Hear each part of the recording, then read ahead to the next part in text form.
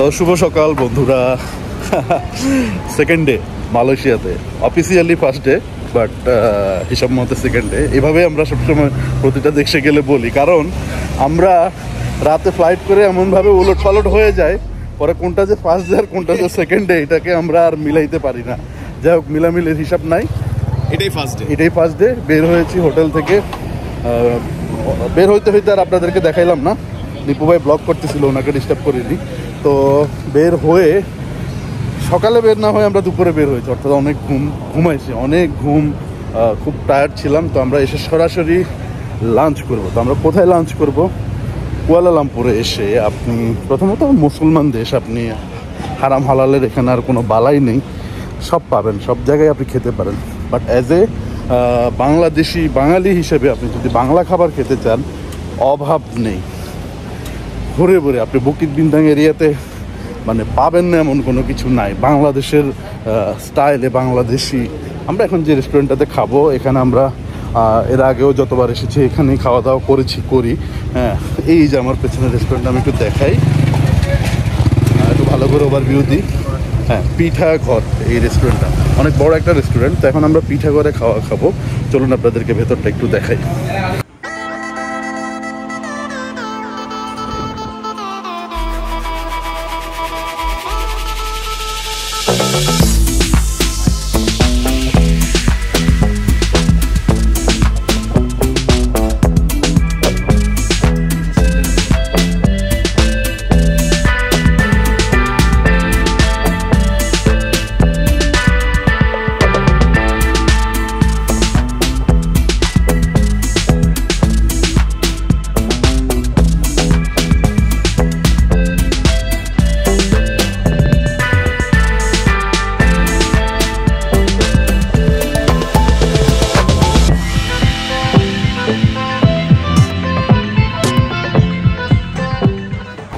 তো বন্ধুরা, আমরা চলে এলাম বাংসার ভিলেজ 2। এটা একটা শপিং মল।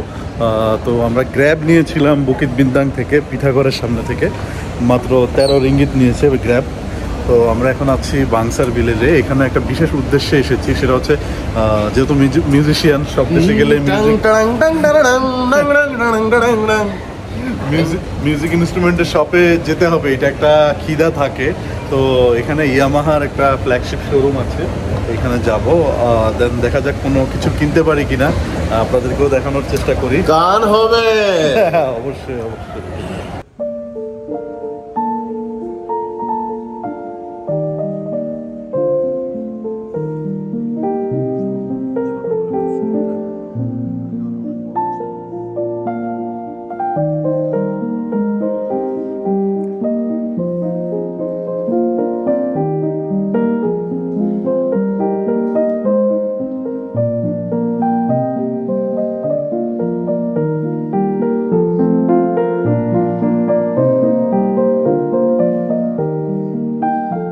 তো বন্ধুরা, আমি এখন আছি মেড ভ্যালি মেগামল শপিং সেন্টারে। আমি আসলে ইয়ামাহা যে ফ্ল্যাগশিপ স্টোরটাতে যেতে চেয়েছিলাম, সেটা আমি ভুলবশত অন্য আরেকটাতে চলে গিয়েছি। আমি কিনা যেটা থেকে আগেও শপিং করেছি সেটাতে যাইনি। তো পরবর্তীতে আমি আমার ফেসবুকের স্টোরিটা চেক করে যখন বুঝতে পারলাম যে ভুল করেছি, তখন আবার সঠিকটাতে আসলাম।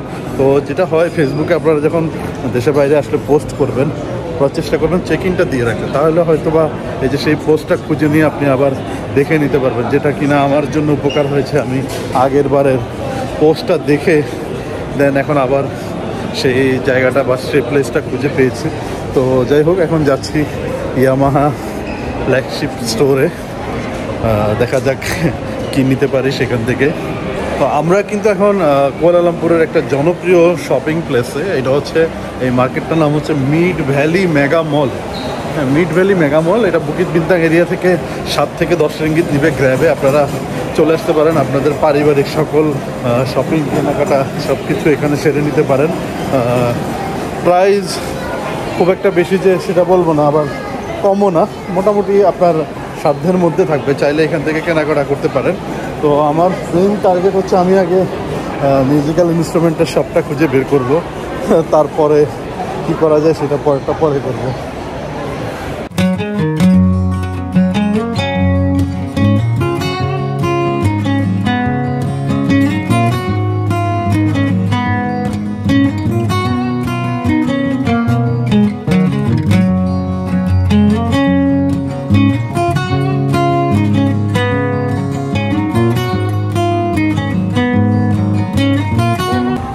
বন্ধুরা আছি H&M এর একটা আউটলেটে। এটা হচ্ছে মিড ভ্যালি মেগা মলের ভেতরে। আপনাদেরকে যেমনটা বলছিলাম, তো আমি এখান থেকে একটা শার্ট নিয়েছি আমার জন্য। পছন্দ হয়েছে, দ্যাটস ওয়াই নেওয়া। সবচেয়ে ভালো লাগার বিষয় হচ্ছে শার্টটি মেড ইন বাংলাদেশ। তো আমরা বাংলাদেশ গার্মেন্টস শিল্পে কিন্তু এগিয়ে আছি, এটা বলতেই হয় সারা ওয়ার্ল্ড। আমি যখন লন্ডন গিয়েছিলাম, আমি সেখানেও যারা বিভিন্ন বড় বড় আউটলেটে বাংলাদেশ ট্যাগ লেখা, মেড ইন বাংলাদেশ লেখা জিনিসপত্র দেখেছি, ভালো লাগার একটা বিষয়। তো যাই হোক, এখানে একটা ডিসকাউন্ট পেয়েছি। ওদের একটা অফার ছিল, ওদের একটা মেম্বারশিপ রেজিস্ট্রেশন করলে ইনস্ট্যান্ট 15% ডিসকাউন্ট। তো আমি সাথে সাথে অনলাইন থেকে এই রেজিস্ট্রেশনটা করে ফেলি, অ্যান্ড দেন আমার যে কাঙ্ক্ষিত প্রোডাক্ট সেটাতে আমি আরও 15% এক্সট্রা ডিসকাউন্ট পেয়ে যাই। তো ভালো লাগলো। আসলে বড় বড় আউটলেট বা মার্কেটে আসলে সেলের কিছু অপশন থাকে। অনেক সময় আমরা কিছু বড় ব্র্যান্ড হয়তোবা প্রাইজের কথা চিন্তা করে এফোর্ড করতে পারবো না চিন্তা করে নেই না, কিন্তু বড় বড় আউটলেটে কিন্তু সেল থাকে, অপশন থাকে। তো যাই হোক, আমরা এখন বেরোয় যাব মিড ভ্যালি মেগা মল থেকে। আমাদের জন্য মামা আসছেন গাড়ি নিয়ে এখানে। আমরা দেখি অন্য কোথাও যাব, কি করব আপনাদের জন্য সারপ্রাইজ আছে। আমরা একটা দারুণ একটা জায়গায় যাব। Speed to the city streets, we began to feel the fire. We rise like tall buildings as the chemicals they take us higher. The night's young and it's just begun as she puts her hand in mine.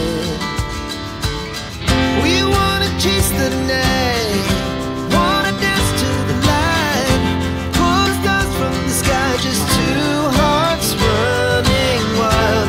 Never sleep, never stop, as we shout from the top. We're gonna be two hearts running wild. তো বন্ধুরা, আমরা এখন কোথায় আছি বলেন তো দেখি। আমরা এখন মালয়েশিয়া কুয়ালালামপুর পেট্রোনাস টাওয়ারের সামনে আছি বন্ধুরা। হ্যাঁ, আমরা এখন আছি পেট্রোনাস টুইন টাওয়ার। একদম টুইন টাওয়ারের একদম মেইন গেটে আমরা আছি। এটার ভেতরটা শপিং মল, আপনারা অবশ্যই জানেন, এখান থেকে দেখা যাচ্ছে। তো আমরা ভেতরেও ঢুকবো, তার আগে আমাদের কিছু ছবি তোলার আছে। পেট্রোনাস টুইন টাওয়ার মালয়েশিয়ার রাজধানী কুয়ালালামপুরে অবস্থিত। 1998 থেকে 2004 সাল পর্যন্ত এটা ছিল বিশ্বের সবচেয়ে উঁচু ভবন। এটার উচ্চতা 452 মিটার, 88 তলা। দুটি টাওয়ার একটি স্কাই ব্রিজ দিয়ে সংযুক্ত। এই টাওয়ারে আছে অফিস, কনফারেন্স হল, একটি বিশাল শপিং মল আর পর্যটকদের জন্য অবজারভেশন ডেক। প্রতিদিন হাজার হাজার দর্শনার্থী আসে এখানে ছবি তুলতে, ঘুরে দেখতে আর শহরের উপরের থেকে কুয়ালালামপুরকে দেখতে। রাতে আলোকসজ্জায় টাওয়ার দুটো হয়ে ওঠে এক মনোমুগ্ধকর পরিবেশ। পেট্রোনাস টাওয়ার শুধু স্থাপত্য নয়, এটা মালয়েশিয়ার আধুনিকতা, গর্ব আর ঐতিহ্যের প্রতীক। তো বন্ধুরা, চলে এলাম একদম পেট্রোনাস টুইন টাওয়ারের ভিউ পয়েন্টে। আপনারা দেখছেন আমার মাথার উপরে পেট্রোনাস টুইন টাওয়ার, আর এই জায়গাটা সবাই বসে থাকে দর্শনার্থীরা। হাজার হাজার ট্যুরিস্টরা এখানে থাকে। এখানকার এই যে ওয়াটার শো চলছে, লাইটিং শো, ওয়াটার শো, এসব দেখার জন্য খুবই সরগরম থাকে এই এরিয়াটা। বন্ধুরা, কুয়ালালামপুর আসবেন কিন্তু টুইন টাওয়ার দেখবেন না, আসবেন না, এটা একদমই আমাকে আসলে আর এটা বলতেই হবে না। কারণ মানুষ মালয়েশিয়া আসে, কুয়ালালামপুর আসে এই ল্যান্ডমার্কটি দেখার জন্য, বা এই ল্যান্ডমার্কটিকে মূল উদ্দেশ্য করেই আসে বেশিরভাগ মানুষ। এটা একটা আইকনিক ল্যান্ডমার্ক। তো যাই হোক, আমাদের ক্যামেরায় দেখতে থাকুন, আমরা আপনাদেরকে দেখাতে থাকি। খুব সুন্দর একটা জায়গা, আমরা নিজেরাও ঘুরবো, দেখবো, এক্সপ্লোর করবো, আপনাদেরকেও দেখাতে থাকি। তো বন্ধুরা, এরই মধ্যে দিয়ে শেষ হচ্ছে আমাদের আজকের এপিসোড। আমাদের আজকের এই এপিসোডটি আপনাদের কাছে কেমন লেগেছে অবশ্যই কমেন্টস করে জানাবেন। যারা এখনই চ্যানেলটি সাবস্ক্রাইব করেননি, সাবস্ক্রাইব করার অনুরোধ থাকলো। পরবর্তী পর্ব দেখার আমন্ত্রণ জানিয়ে আজকের পর্ব এখানে শেষ করছি। আসসালামু আলাইকুম।